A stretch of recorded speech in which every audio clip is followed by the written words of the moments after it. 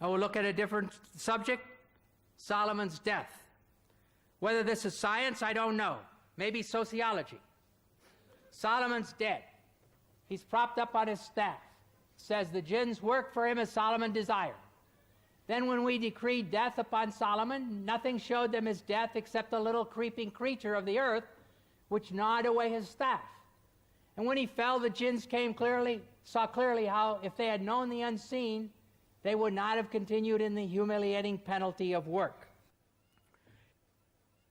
So here's Solomon. He's dead. He's propped up on his staff, like a wakaf in Morocco, overseeing only a road gang. And no cook comes to ask him for what he wants for dinner.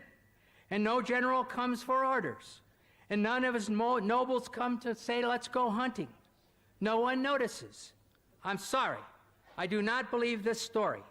And it won't fit 20th century sociology or 7th century sociology, where the king would never be left alone like that.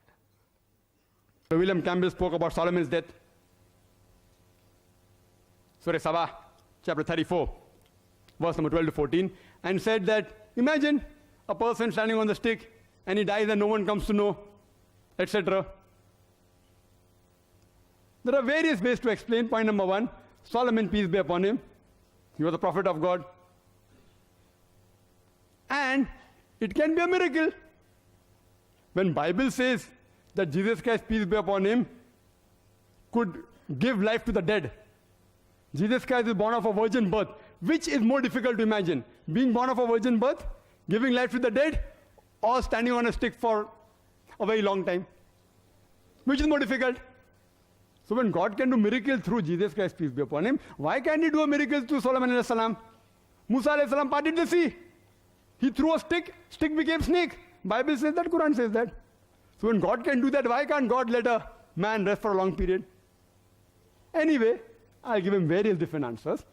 Nowhere does the Quran say that Solomon alayhi salam rested on the stick for a very long period. Nowhere does it say. It just says that animal, maybe some say ant, maybe other animal of the earth came and bit. Maybe possible, maybe, that Solomon alayhi salam was just dead, and any animal may have shook the stick and Solomon alayhi salam may have fallen down. But I assume I use the conflict approach with the Quran. Because irrespective whether you use the conflict approach or the concordance approach, the ayah I quoted in the beginning of my talk, Surah Nisa chapter 4 verse 82 says, أَفَلَا يَتَدَبَّرُونَ الْقُرْآنَ وَلَوْ كَانَ مِنْ عِنْدِ غَيْرِ اللَّهِ لَوَجَدُوا فِيهِ اخْتِلَافًا كَثِيرًا. Do they not consider the Quran with care? Had it been from anyone besides Allah, there would have been many contradictions. Irrespective whether you use the conflict approach or the concordance approach, if you are logical, you will not be able to take out a single verse of the Quran which is contradicting, neither a single verse which is against established science. I agree with Dr. William Campbell that Solomon salam stayed for a long time.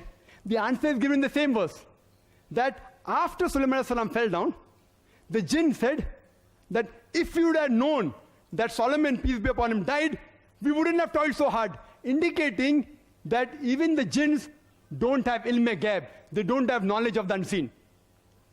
Because the jinn thought themselves to be very great. So Allah is teaching them that even they don't have ilm-e-ghaib.